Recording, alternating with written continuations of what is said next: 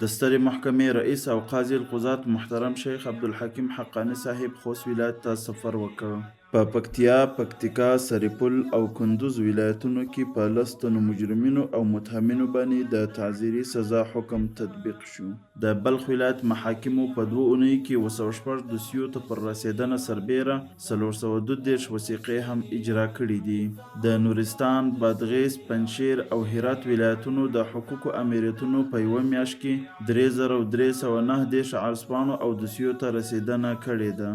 د سترې محکمې د مرکزي تمیز اړوند جزا عمومي دیوان د 1446 هجري قمري کال په 3 روبه کې 300 دوسیو ته رسیدنه کړې ده. د ننګرهار ولایت محاکمو په 2 اونیو کې 388 دوسیو ته پر رسیدنه سربیره 288 وثیقې هم اجرا کړي دي.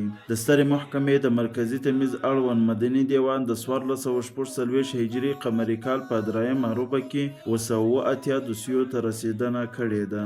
د سترې محکمې د مرکزي تمیز اړوند نظامي منصوبینو دیوان د 1446 هجري قمري کال په 3 روبه کې 51 دوسیو ته رسیدنه کړې ده. د سترې محکمې د مرکزي تمیز اړوند عامه امنیت دیوان د 1446 هجري قمري کال په 3 روبه کې 122 دوسیو ته رسیدنه کړې ده.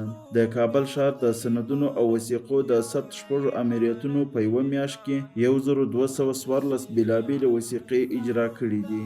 د هرات ولایت محاکمو په یوه میاشت کې 1122 دوسیو ته پر رسیدنه سربیره 1228 وثیقې هم اجرا کړي دي.